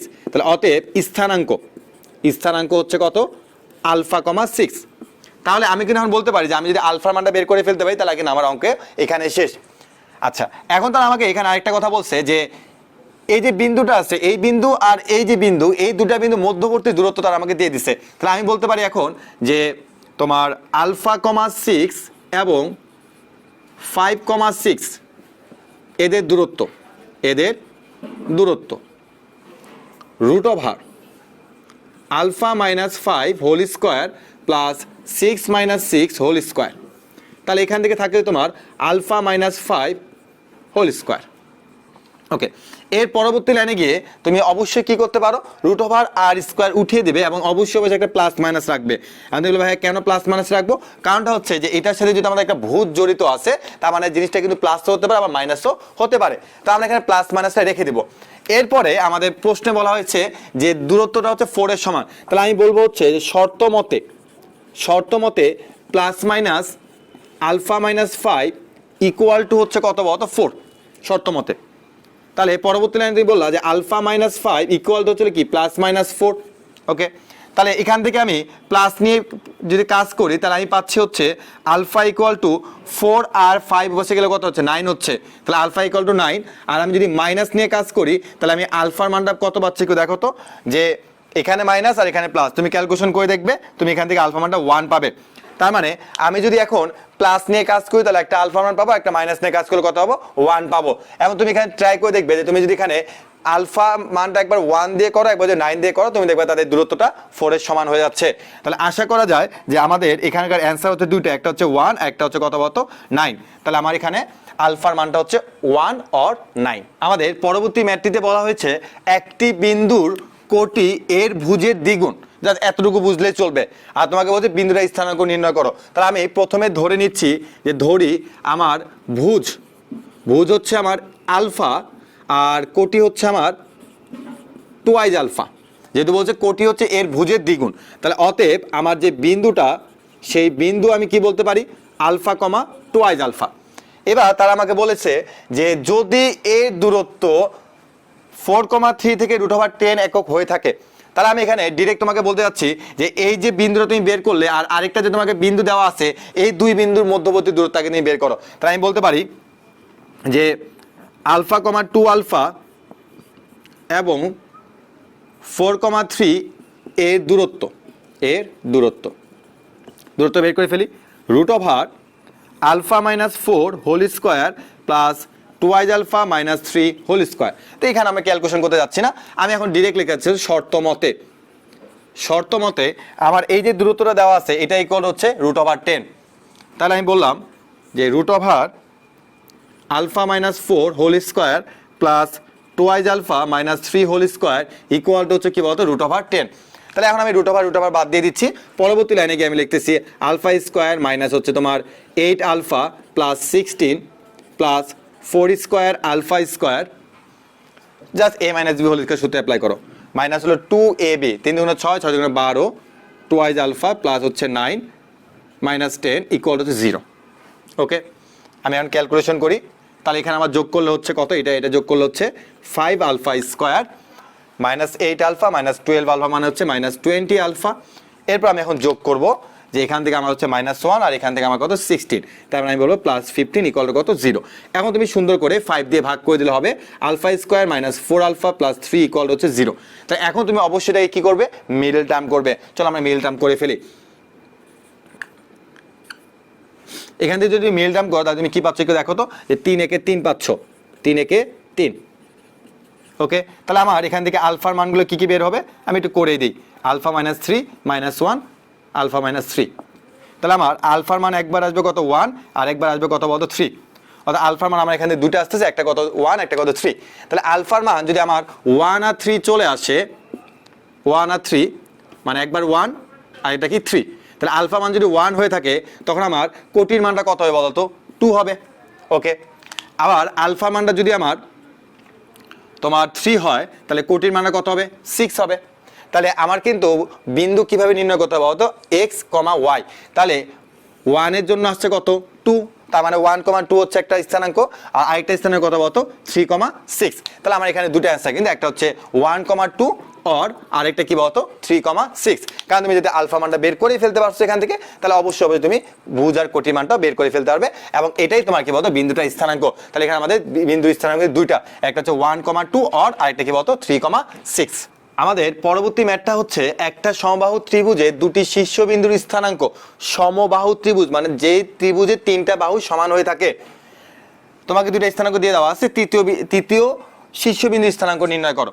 তাহলে আমি কি করতে পারি, আমি প্রথমেই একটা সমবাহু ত্রিভুজ অঙ্কন করলাম যার কিনা 3টা সাইডে সমান।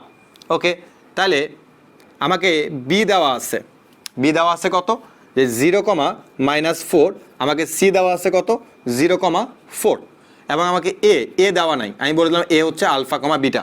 তার মানে আমি প্রথমে ধরে নিচ্ছি, কি ধরে নিচ্ছি, যে আমার যে এই যে শীর্ষবিন্দুটা আছে এটা স্থানাঙ্ক হচ্ছে আলফা কমা বিটা। ওকে, এখন যেহেতু এটা সমবাহু ত্রিভুজ, তার মানে আমি বলতে পারি যে A B equal to B C equal to কি বলতো এ সি বা সি, এটা আমি বলতে পারি। ওকে, তাহলে এখন আমরা সমাধান করার জন্য অবশ্যই দুটো করে আমাকে নিতে হয়, কারণ আমি তিনটা নিয়ে কখনো সমাধান করতে পারবো না, আমাকে যে দুটো করে নিয়ে সমাধান করতে হবে। তাহলে আমি প্রথমে কি করতে পারি, আমি প্রথমে বললাম যে আমি প্রথমে বের করবো হচ্ছে তোমার এ বি ইকুয়াল টু হচ্ছে AC, A B equal to AC নিয়ে আমি একটা সমীকরণ তৈরি করতে যাচ্ছি, দেখি কি পাওয়া যায়, এ বি আর এসি। ওকে, তাহলে এ বি আগে তুমি বের করো, তুই পাবা হচ্ছে এখানে রুট ওভার এ বি মানে কি বলতো, ওই যে দূরত্ব বের করতে হবে, alpha minus 0 whole square plus beta plus 4 whole square. কেন প্লাস হচ্ছে তোমরা এটা বুঝতে পারছো অলরেডি, ইকুয়াল হচ্ছে AC alpha minus 0 whole square plus beta minus 4 whole square. এখন দেখি এটাকে আমরা সমাধান করতে পারি কিনা। আলফা স্কোয়ার, আচ্ছা রুট ওভার বাদ যাবে, হ্যাঁ দুই পাশ থেকে রুট ওভার বাদ দিয়ে দাও, তাহলে আলফা স্কোয়ার প্লাস, আমি জাস্ট সূত্র অ্যাপ্লাই করে ফেলছি এখানে, আর কিছু করি নাই। তাহলে আমি লক্ষ্য করতেছি যে আমার এটা কাটাকাটি যাবে, এটা কাটাকাটি যাবে, তারপর তোমার 16 কাটাকাটি যাবে, আর -8 বিটা এই পাশে আনলে হচ্ছে আমার 16 বিটা, আর এখানে থাকছে কত 0। তাহলে আমি শেষ পর্যন্ত বিটার মানটা পাইলাম কত বলতো 0, অর্থাৎ আমার যে বিটা আছে সেই বিটা আমার বের হয়ে গেছে। এটা একটা অনেক বড় একটা খুশির খবর, তার মানে এ বি ইকুয়াল টু এসি নিলে আমার বিটাটা বের হয়ে আসতেছে। ওকে, এবার আমার দরকার কি বলতো আলফা, আমি চিত্রটা মুছে দিচ্ছি। তো আমার আলফার জন্য এখন আমি কি করতে পারি, আমি তো এ বি আর এসি নিয়ে কাজ করি, তাহলে আমি এখন কি নিয়ে কাজ করতে পারি, এখন আমি এ বি আর বিসি নিয়ে কাজ করতে পারি, এটা তোমার ইচ্ছা, এ বি আর বিসি নিয়ে তুমি কাজ করবা। তাহলে এ বি তো আমার এটা থাকবে, আর বি আর সি। ওকে, তো আমি একটু বিন্দুগুলো একটু লিখে রাখি, নাহলে আমি আবার পরে ভুলে যাব, বি আর সি। ওকে, তাহলে এখন আমি লিখবো হচ্ছে যে এ বি ইকুয়াল টু হচ্ছে বিসি। তাই এ বি কিন্তু এই দূরত্বটাই বোঝাচ্ছে, তাই না? তো তোমরা যে খাটাখাটি করতে না চাও, তোমরা পুরোপুরি কপি করে বসাই দিতে পারো, বাট আমি চাচ্ছি একটু লিখতে। তাহলে কি লিখবো, alpha square plus beta plus 4 whole square, অর্থাৎ এ বিটা এখান থেকে আমি দেখে বসালাম। এখন কি লিখবো, বিসি মানে দেখো তো 0 থেকে 0 গেলে কত হয়, 0 হয়, তার স্কোয়ার লেখা দরকার নাই, তাহলে বাদ দিয়ে দাও। তাহলে এটা থেকে এটাকে বিয়োগ করো, -4 হোল স্কোয়ার। ওকে, এরপর আমরা কি করতে পারি লক্ষ্য করো, যে আমরা রুট ওভারটাকে বাদ দিয়ে দিব, তাহলে আমরা লিখবো a square plus b square plus 8 beta plus 16 equal to 8 square মানে কত 64, কারণ আমরা কিন্তু কি বলতো রুট ওভারটাকে বাদ দিয়ে দিচ্ছি, তাহলে আমরা কিন্তু 64 থাকতেছে। ওকে, এরপরে তুমি একটু চিন্তা করো, এই বিটা গুলা খুব ঝামেলা করতেছে, বাট আমরা কিন্তু জানি যে বিটার মান হচ্ছে 0, তাহলে আমার থাকবে হচ্ছে এ স্কোয়ার মানে আলফা স্কোয়ার ইকুয়াল টু হচ্ছে 16 মাইনাস 64 মাইনাস হচ্ছে কত 16, আর এটা কি হয়ে গেছে 0 হয়ে গেছে, এটা বাদ। তাহলে আলফা স্কোয়ার ইকুয়াল টু হচ্ছে এখানে আমার বিয়োগ করলে হবে কত 48, তাহলে alpha equal to plus minus কিন্তু অবশ্যই দিতে হবে, কারণ স্থানাঙ্কের ক্ষেত্রে কিন্তু কি বলতো প্লাস হতে পারে মাইনাস হতে পারে 48। তাহলে তোমরা এখন এটা কিভাবে চিন্তা করতে পারো, তোমরা বলতে পারো ভাইয়া এখানে আমরা লিখতে পারি হচ্ছে আপনার 16 দুগুণে 32 3 × 48, অর্থাৎ plus minus root over 16 into হচ্ছে 3, তার মানে প্লাস মাইনাস 4√3, এভাবে আমরা লিখতে পারি। তার মানে আমার আলফার মান হচ্ছে এখানে 2টা, বাট আমার এখানে কি বলতো বিটার মান হচ্ছে কয়টা, একটা। তাহলে ভাইয়া আমি এখন স্থানাঙ্কটা কিভাবে লিখতে পারি, এটা নিয়ে ভয় পাওয়ার কোনো কারণ নাই।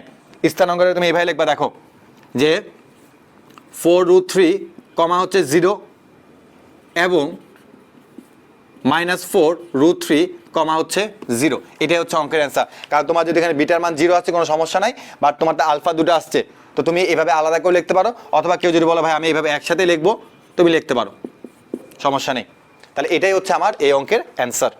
আমাদের এই সরলরেখার চ্যাপ্টারের মধ্যেও মাঝে মধ্যে এই বৃত্ত সম্পর্কিত সমস্যাগুলো দিয়ে দেয়, বাট দেখে ভয় পাওয়ার কোনো দরকার নেই, কারণ আমরা কিন্তু আসলে বৃত্তের ব্যাসার্ধ চিনি, তো এটা নিয়ে কোনো সমস্যা নেই। তোমাকে বলা হয়েছে একটা বৃত্তের ব্যাসার্ধ হচ্ছে 5, মানে রেডিয়াস তোমাকে 5 দেওয়া আছে, আর বৃত্তের কেন্দ্র কিন্তু তোমরা সবাই চিনো যে এটা হচ্ছে ভাই বৃত্তের কেন্দ্র, তাহলে এই বৃত্তের কেন্দ্রের স্থানাঙ্ক তোমাকে দেওয়া আছে 5,3, তো আমি ইনফরমেশনগুলো লিখে ফেলি 5,3, আর আমাকে বৃত্তের ব্যাসার্ধ বলছে 5 একক, আর যে 3,2 বিন্দুতে সমদ্বিখণ্ডিত, তার মানে আমি যে এখন একটা যে অঙ্কন করি এটা হলো আমার এটা, তাহলে 3,2 বিন্দুতে সমদ্বিখণ্ডিত মানে কি তোমার একদম মিডিল পয়েন্টে সে সমদ্বিখণ্ডিত হয়, তার মানে কেন্দ্রের ঠিক নিচ বরাবরই সে কি বলতো সমদ্বিখণ্ডিত হবে, তাই এটা পয়েন্টটা কত 3,2। 3,2। আর তোমাকে বলছে তার দৈর্ঘ্য নির্ণয় করো, অর্থাৎ এই যে জ্যা আছে এটার দৈর্ঘ্য নির্ণয় করো। তো আমি এখন ইনফরমেশনগুলো লিখছি, এখন আমি চাচ্ছি যে আমার যে জ্যা আছে এ বি তার দৈর্ঘ্য আমাকে বের করতে হবে। এরপরে আমার যেখানে কেন্দ্র আছে তার নাম আমি দিলাম হচ্ছে ডি, আর এটার নাম আমি দিলাম হচ্ছে কি বলতে সি। এখন আমি চাচ্ছি যে এটাকে এমনি যোগ করে দিতে, এটাকে এমনি যোগ করে দিতে, অর্থাৎ আমার ইনফরমেশনগুলো দেওয়ার পরে আমি এখানে A D R C K যোগ করছি আর এ আর ডি কে যোগ করছি আমার সুবিধার জন্য। ওকে, এখন আমি কি করতে পারি, আমার এই যে এডি, এডি কিন্তু বৃত্তের রেডিয়াস মানে ব্যাসার্ধ, তাহলে কত দেওয়া আছে 5 দেওয়া আছে। ওকে, আমার তো দরকার এ বি পুরাটা মানে নীল কালার এই পুরাটার দৈর্ঘ্য বের করতে হবে, বাট যদি আমি কোনোভাবে এসি এর দৈর্ঘ্য বের করতে পারি তাকে 2 দিয়ে গুণ করলে আমি কিন্তু কি বলতে এ বি এর দৈর্ঘ্যটা বলে দিতে পারবো। তাই আমার টার্গেট হচ্ছে এসি এর দৈর্ঘ্য বের করা, নট এ বি। ওকে, তাহলে আমি এডি জানি, আমি চাচ্ছি এখন সিডি এর দৈর্ঘ্য বের করতে। তাহলে সিডি এর দৈর্ঘ্য কেমনে বের করবো দেখো তো, যে 5 - 3 whole square plus 3 - 2 whole square, তাহলে ক্যালকুলেশন করলে দাঁড়াচ্ছে 4 প্লাস হচ্ছে 1। তাহলে এখান থেকে তুমি পাচ্ছ কত বলতো, √5। ওকে, তাহলে আমি কিন্তু বলতেই পারি যে আমার এই যে সিডি আছে এই সিডি এর দৈর্ঘ্য কত বলতো, √5। তাহলে এখান থেকে আমি কিন্তু বলতে পারি যে সিডি স্কোয়ার ইকুয়াল টু কত তাহলে বলতো 5, যেহেতু √5 তো সিডি স্কোয়ার মানে হচ্ছে 5। ওকে, এখন আমার লাভটা কি হলো, আমার লাভটা এখন একটু ভালো মতো বুঝে নাও যে ত্রিভুজ এ সি ডি এটা কিন্তু একটা কি বলতো সমকোণী ত্রিভুজ, সমকোণী ত্রিভুজ। তাই সমকোণী ত্রিভুজ যদি হয়ে থাকে তাহলে আমি বলতে পারি যে এডি স্কোয়ার ইকুয়াল টু হচ্ছে এসি স্কোয়ার প্লাস কি বলতো সিডি স্কোয়ার, এটা আমি বলতেই পারি। ঠিক আছে ভাইয়া, বলেন। তাহলে এরপরে আমার চাচ্ছি হচ্ছে এসি স্কোয়ারের মানটা বের করতে, তাহলে আমি বললাম যে এসি স্কোয়ার ইকুয়াল টু হচ্ছে এডি স্কোয়ার মাইনাস হচ্ছে সিডি স্কোয়ার। আর এডি স্কোয়ার, এডি এডি তোমাকে দেওয়া হচ্ছে কত 5, তার মানে কি 5 এর উপর square minus CD square, CD square বের করে রাখছিল 5। তাহলে এখান থেকে তুমি পাচ্ছ কত বলতো 20। তাহলে এই 20 কিন্তু অ্যাকচুয়ালি তোমার কার দৈর্ঘ্য বলতো, তোমার কিন্তু এটা আসলে এসি স্কোয়ারের দৈর্ঘ্য। তাহলে আমি চাচ্ছি এখন কি এসি এর দৈর্ঘ্য বের করতে, তাহলে এসি ইকুয়ালটা আমি বলবো, আর এখানে কোনো মাইনাস হবে না, অনলি প্লাসটা হবে। এসি ইকুয়ালটা আমি বলবো হচ্ছে √20। এখন √20 কে তুমি কোনোভাবে কিছু করতে পারো কিনা, 4 5 20, তার মানে হচ্ছে আমরা একে লিখতে পারি 2√5। তার মানে আমার কিন্তু এসি এর দৈর্ঘ্য 2√5 বের হয়ে গেল, বাট আমার দরকার কি বলতো এ বি এর দৈর্ঘ্য। তাহলে আমার কিন্তু অঙ্ক প্রায় শেষ, আমি এখন বলবো যে এ বি ইকুয়াল টু হচ্ছে 2 ইন্টু হচ্ছে এসি, তার মানে 2 ইন্টু 2√5, তার মানে আমার অঙ্কের অ্যান্সার হচ্ছে কি বলতো 4√5। তাহলে এটাই হচ্ছে আমার কি বলতো এ বি যে জ্যা ছিল তার দৈর্ঘ্য। আমাদের সর্বশেষ টাইপটি হচ্ছে সরলরেখা, ত্রিভুজ, চতুর্ভুজের এগুলোর ক্ষেত্রে আমাদের দূরত্বের শর্ত প্রয়োগ করতে হবে, অর্থাৎ আমরা যে দুই বিন্দুর মধ্যবর্তী দূরত্ব সূত্র শিখে এসেছিলাম সেগুলো এখন আমাদের এই প্রত্যেকটা অঙ্কের মধ্যে কাজে লাগবে। তো আমি কিন্তু এখানে তোমাকে জাস্ট অঙ্কগুলো ধরিয়ে দিব, বাট আমি এখানে ম্যাক্সিমাম অঙ্ক করে দিব না, আমি জাস্ট তোমাকে হিন্টস দিয়ে যাব। তো প্রথমে তোমাকে বলা আছে দেখাও যে 3টা বিন্দু একই সরলরেখার মধ্যে অবস্থান করে। তা এগুলোকে আমরা ঢাল বা স্লোপ দিয়েও করে ফেলতে পারি, বা যেহেতু আমি 3.1 এর মধ্যে আছি আমি এখানে তোমাকে এই নিয়মে শেখাবো। ধরে নাও যে আমার প্রথম বিন্দুটা হচ্ছে পি 4,2, দ্বিতীয় বিন্দুটা হচ্ছে আমার কিউ 7,5, 3 নাম্বার বিন্দুটা হচ্ছে আমার আর পি কিউ আর। তো একই সরলরেখায় যদি অবস্থান করে, একই সরলরেখা অবস্থিত হলে তাদের শর্তটা কি, তাদের শর্তটা হচ্ছে যে পি কিউ প্লাস হচ্ছে কিউ আর ইকুয়াল টু হচ্ছে পি আর। যদি এই শর্তটা তারা মেনটেন করে চলে তাহলে মনে রাখবা যে এই 3টা বিন্দু একই সরলরেখার মধ্যে অবস্থান করতেছে। যদি আমি চিত্র অঙ্কন করি তাহলে এটা হচ্ছে আমার পি, এটা হচ্ছে আমার কিউ, আর এটা হচ্ছে আমার আর।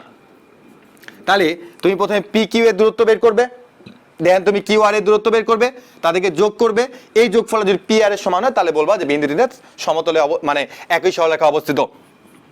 তুমি আমাকে বলো যে পি কিউ এর দূরত্ব তুমি বের করতে পারো নাকি পারো না? অবশ্যই পারো।